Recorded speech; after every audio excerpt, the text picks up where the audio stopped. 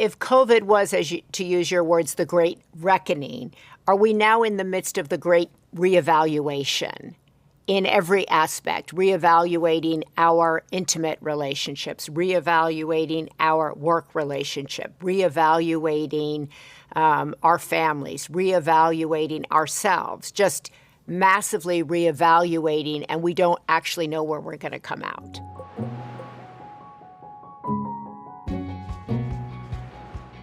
Yes. I mean, COVID was this massive reckoning. And I think both for companies and for people who come to work, for employees.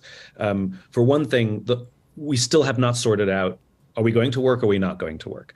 Yeah. I know some young people I know one person in particular, I just talked to her the other day, who she loves her job, she likes her company, and her company has announced that they all have to go back to work, and she's actively looking for a job for the only reason is she doesn't want to go back to the office. And companies are, like I said, there's a period of flux where everybody's going to making demands of what they want, and it'll find equilibrium at some point. But yeah, I mean, COVID sort of threw it all up in the air, where we all took a look at our lives and reevaluated. We all sort of everything came to a grinding halt, and we could stop and say, do I want this? And people started saying, I'm okay making less money to have more freedom. For years before COVID, it was just like, how quickly can you get promoted and how much money can you make? And I think we're reevaluating, and I think it's probably healthier in the long run. How did you reevaluate? Well, I mean, I did the same thing, which is I thought I was in more control of my life than I was. I thought I was determining the speed of the hamster wheel, but really I was just running to try and keep up. And when COVID showed up, the hamster wheel stopped. And I got off the hamster wheel and now thought, do I want to get back on? And what pace do I want to walk on the hamster wheel? And I went through the same, still going through it. I'm going through the same reckoning of what do I want my life to look like in 10, 20, or 30 years? I want to look back and say, yes, I'm proud that I did that. Or do I want to get stuck just because it's going well? And I think that's something that maybe older generations can learn from the younger generations, which is because something's going well, we're afraid of interrupting it. We'll admit we're not happy. We'll admit we're bored. We'll admit that it's become easy. But because some people in senior positions are making good money and they know how the system works, they're very afraid of upsetting the apple cart. So if COVID was, to use your words, the great reckoning, are we now in the midst of the great reevaluation in every aspect, reevaluating our intimate relationships, reevaluating our work relationship, reevaluating our families, reevaluating ourselves, just massively reevaluating, and we don't actually know where we're going to come out?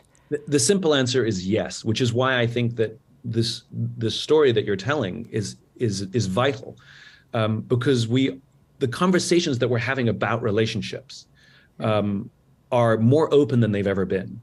People are talking about alternative forms of relationships in a way that they never have before. They may have thought about these things, but now they're talking about them. They're talking about them with their partners, but they're talking about them with their friends. We're getting opinions from other people. And we're talking about alternative kinds of work relationships as well. And so I find it absolutely fascinating right now that what COVID did, and I think which is very healthy, to your point, we are, yes, reevaluating every kind of relationship we have to try and make them as healthy and as fulfilling as possible.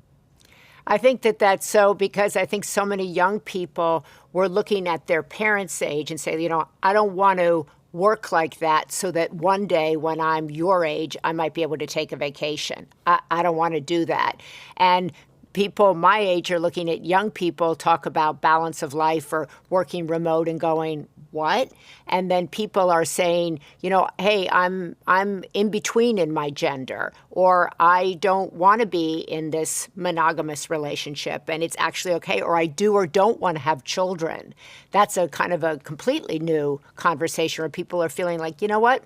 I'm good just like this, and that I feel completely whole by choosing not to do that. So all of these things are up for grabs and are in the midst of an evolution. And they're forcing people to learn the first lesson of good, effective listening, which is to replace our judgment with curiosity. Amen. There you go. We don't have to agree, but we do have to be curious. We don't have to change our lifestyles just because somebody else said it or because it's popular, but we do have to be curious. And I think that is the first lesson. I mean, the fact that this conversation is open, both at work, in our work lives and our personal lives, is challenging people who are having visceral sort of negative reactions to a lot of these conversations. I think it's forcing them to say, can you be a better listener? Can you replace that judgment with curiosity? And also, can you handle change? Because change is everywhere, and that's scary. So it also forces many people into their own tribe and them saying, like, wait a minute, you stay over there. I don't want to change. I don't want you to come in here with a new pronoun. I don't want you to insist that I use that pronoun. I don't want you to come home and talk to me about being gender fluid, or I don't want you to ask me to take a political stand as your boss, right? That's scary. There's a lot of fear here too, right? Are you feeling that when you go out? And this is coming full circle, which is why the value of relationships matter. Because when we feel fear, when we fear change, the best way to cope with it is with another. When somebody is close to us and cares about us and says, don't worry, you got this, or I believe in you, or why don't you give them their space? Yes, they want to change their pronoun. I know it's annoying for you. I know you don't understand it, but let them. The minute we have a sounding board with someone who doesn't judge us and helps us, we become much more open and able to listen to others and sort of let them live their lives as well. So this goes beautifully full circle, which is the better the quality of our relationships, the more courage we have to manage change. So you're excited. Not only are you optimistic, you're excited about where we might end up. I think anyone who wants to live a happy, fulfilled life, which I have to believe is close to everyone, if you're willing to take yourself on, the learning curve right now is steeper than it's ever been, and conversations that may have been embarrassing or uncomfortable or socially unacceptable, even just a few years ago, we can now have those conversations in the open. And even what I've learned about myself and my friends in this very short period of time is more than I've learned probably in the past 5 to 10 years. And I think that's a good thing. How can it be a bad thing? Learning more about yourself and others and how to better get along. I mean, that can only be good, right? But the learning curve is steep. The learning curve is steep. And the hardest part, I think, is accountability, which is, to look back at my own life and say, for 30 years, I've been getting it wrong. I mean, damn. Damn. And it's like, oh, well, better late than never, And so I think the hardest part is just the accountability. I look at my own failed relationships. I look at my own struggles at work. I look at the mistakes that I've made or the tensions that have been created in my work life or in my personal life. And I recognize that I play a role in some, maybe all, but let's go with some of those relationships.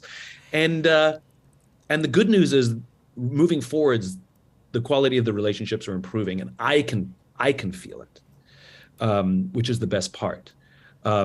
So I think for those who are willing to take themselves on and, like I said, replace judgment with curiosity, both about others and about ourselves. We judge ourselves sometimes more harshly than we judge others. I think I'm very optimistic about the future, but you probably knew that from before we started. Amen. Great. Thank you so much, Simon, for joining us today. And we are in the midst of a reckoning, a reevaluation, but I appreciate your optimism about it all. Thanks, Maria. Thanks for having me. Discover on-demand videos and docuseries, explore a full schedule of daily life classes, and become part of an incredible community. At Sounds True One, we invite you inward to find your way, your way.